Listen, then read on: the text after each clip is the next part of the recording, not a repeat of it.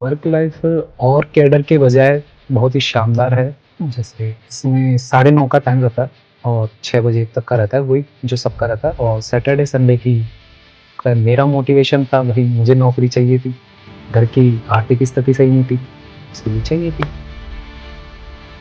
Steno का जो practical वाला पार्ट है, सबसे पहले तो क्या है, स्टेनो के अंदर कंसिस्टेंसी चाहिए होती है। दूसरा होता है प्रमोशन, वो होता है पीए ग्रेड फर्स्ट, उसमें 4200 ग्रेड की होती है। उसके बाद होता है एपीएस अतिरिक्त निजी सचिव, वो 4800 ग्रेड पेपर होता है, वहाँ से अपन गजेटेड ऑफिसर हो जाते हैं। मेरा नाम मोहित कुमार सैनी है और मैं अभी नेहरू सहकार भवन सहकारिता विभाग में पोस्टेड हूँ और मैं जयपुर का ही रहने वाला हूँ और मैंने एमकॉम बीकॉम किया है एबीएसटी से।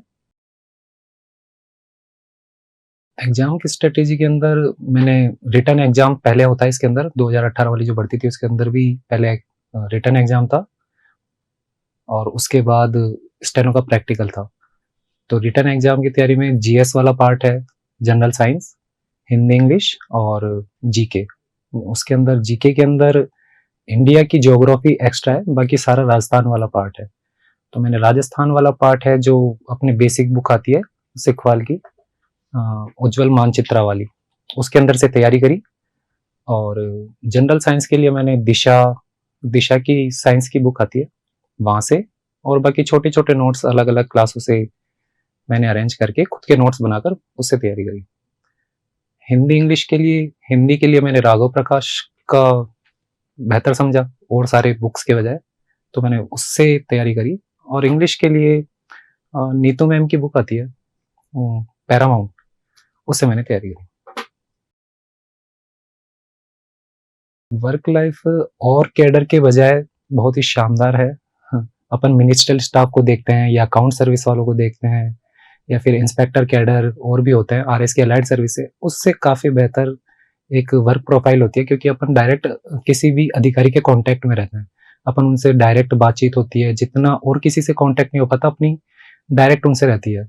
अपन जितना कोऑर्डिनेशन और स्टाफ से नहीं होता, पीए से डायरेक्ट कांटेक्ट रहता है, तो एक अच्छा रहता है। जैसे इसमें 9:30 का टाइम रहता है और 6 बजे तक का रहता है, वही जो सबका रहता है। और सैटरडे संडे की का ऑफ रहता है।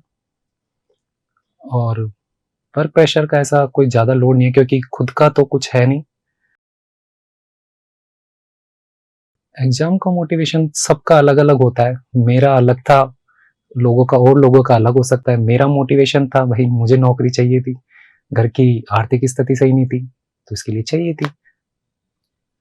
स्टेनोग्राफर को जैसे अपन पोस्टेड होते हैं किसी भी आईएएस या आरएस ऑफिसर के पास, तो वो जो भी डिक्टेशन देते हैं या उनको कुछ भी नोटिंग करवानी होती है अपनी नोट शीट्स पर, तो उनको वो बोलते हैं और अपन उसको लिखते हैं। लिखने के बाद अगर उसमें कुछ चेंज करवाना हो तो वो बोल देते हैं, उसके बाद में उसको टाइप करके उनको देना होता है। इसके अलावा जो भी आईएएस या आरएस ऑफिसर है उनके मीटिंग शेड्यूल्स वगैरह तैयार करवाना, उनकी टेलीफोन डायरेक्टरी वगैरह संभालना और मीटिंग्स के अरेंजमेंट्स करना, कहाँ जाना है सर को, कहाँ नहीं जाना, उन सब के अरेंजमेंट्स देखना। स्टेनो का जो प्रैक्टिकल वाला पार्ट है, सबसे पहले तो क्या है, स्टेनो के अंदर कंसिस्टेंसी चाहिए होती है। जैसे मुझे रेगुलर अगर स्पीड बनानी है, 100 तक ले जानी है, इसके अंदर 100 की स्पीड मांगी जाती है, जो अपनी आरएसएस भी आयोजित करवाता है, उसमें 100 की स्पीड मांगते हैं। 100 की स्पीड के लिए कंसिस्टेंसी सबसे इंपॉर्टेंट है। अभी जैसे मान लो मैंने 7 दिन तक लिख लिया, उसके बाद 2 दिन छोड़ दी, तो कहीं ना कहीं अपनी स्पीड रुक जाती है एक तरीके से। जैसे मैं 80 तक गया, उसके बाद रुक जाती है। तो सबसे मेन चीज है कंसिस्टेंसी।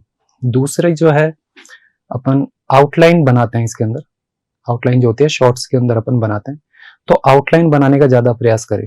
आउटलाइन बनाने से क्या होता है, अपने जो अक्षर कभी कभी लिख तो लेते हैं अपन 100 की स्पीड में, लेकिन वो समझ में नहीं आते, तो उसको डिटेक्ट करना मुश्किल हो जाता है, इसलिए आउटलाइन पर ज्यादा फोकस करना है।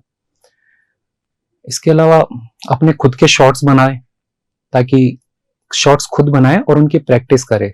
ऐसा नहीं है कि बहुत सारे वर्ड हैं तो और किसी भी बुक के ऊपर ही वो ना रहे डिपेंड, ताकि अपन वैरायटी वाली चीजें ले सके एक साथ। इसमें जैसे रेलवे की स्टेनोग्राफर की वैकेंसी है, उसके अंदर है अपना जो जनरल साइंस वाला पार्ट है, वो सभी लगभग सभी एग्जाम्स में सेम ही रहता है। हिंदी वाला पार्ट है एसआई के अंदर यूज में आता है, इंग्लिश वाला जो पार्ट है वो एसएससी स्टेनो के अंदर आता है, और जो जीके है वो तो लगभग सभी एग्जाम में, राजस्थान की जो जीके है वो सभी राजस्थान के एग्जाम में काम आती है। प्रमोशन जो अपन बेसिक पे अभी होती है 23,700, तो अपन निजी सहायक ग्रेड सेकंड के पद पर लगते हैं। इसके बाद में जो दूसरा होता है प्रमोशन वो होता है पीए ग्रेड फर्स्ट, उसमें 4200 ग्रेड पे होती है। उसके बाद होता है एपीएस अतिरिक्त निजी सचिव, वो 4800 ग्रेड पे पर होता है, वहां से अपन गजेटेड ऑफिसर हो जाते हैं 4800 ग्रेड पे से। उसके बाद में जो अगला प्रमोशन है वो पीएस का होता है, वो 6000 ग्रेड पे पर होता है। 4800 के बाद डायरेक्ट 5400 स्किप हो जाता है, उसके बाद 6000 ग्रेड पे। और अभी हाल ही में नया पद क्रिएट हुआ है वरिष्ठ निजी सचिव सीनियर पीएस, उसका जो ग्रेड पे है वो 6600 रहता है, जो किसी भी मतलब अधिकारी के लगभग बराबर सा होता है।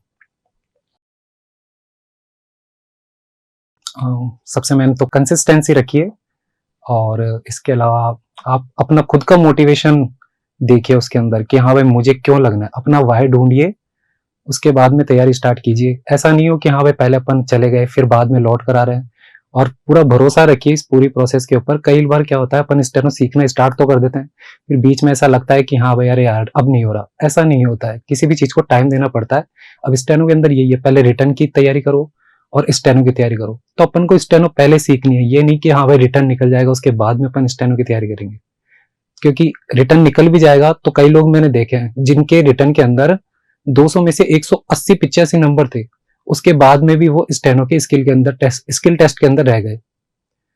मेरी एक दोस्ती थी उनका भी रह गया था तो ऐसा ना हो, स्टेनो की तैयारी पहले से अपने को प्रिपेयर करके रखनी है।